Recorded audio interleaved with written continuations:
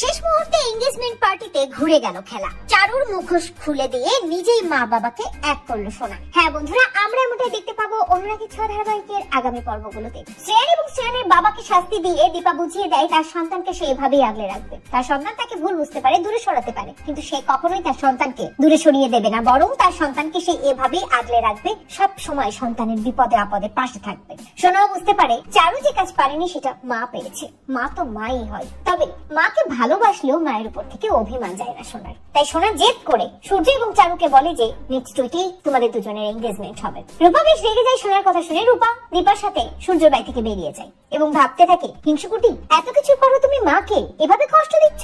অপরদিকে দেখা যায় সোনা নিজের ঘরে বসে কাঁদতে থাকে মাকে কষ্ট দিয়ে। চারু সোনার ঘরে যায় এবং বুঝতে পারে যে অলি তার মায়ের জায়গা কখনোই কাউকে দিতে পারবে না। এজির জায়গা সূর্য এবং সোনার জীবনে এজিরই থাকবে।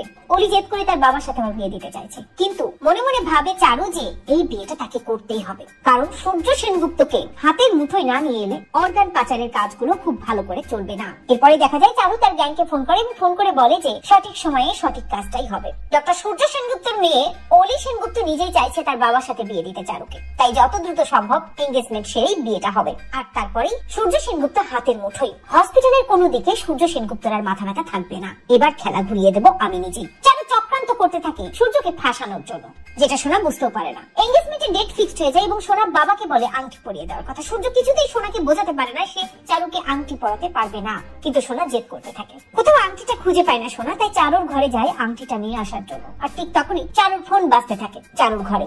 সোনা কৌতূহলের বসে চারুর ফোনটা রিসিভ করে এবং ফোনের ওপাশ থেকে ওই অর্গান পাচারকারীদের একজন বলতে থাকে যে এঙ্গেজমেন্টটা কিন্তু করাতেই হবে। আর এরপরই যত দ্রুত সম্ভব ডক্টর সূর্য সেনগুপ্তকে হাতের মুঠোয় নিয়ে আসতে বিয়েটা সারতে হবে। তারপরে সূর্য সেনগুপ্তর চোখের আড়ালে আমরা আমাদের কাজগুলো সারবো। সব কথা শুনে চমকে যায় সোনা। বুঝতে পারে সে কত বড় ভুল করছিল চারুর সাথে বাবার বিয়ে দিতে গিয়ে। তাই রুদ্রমূর্তিতে সোনা হাজির হয় এবং চারুকে বলে এই এঙ্গেজমেন্ট হবে না।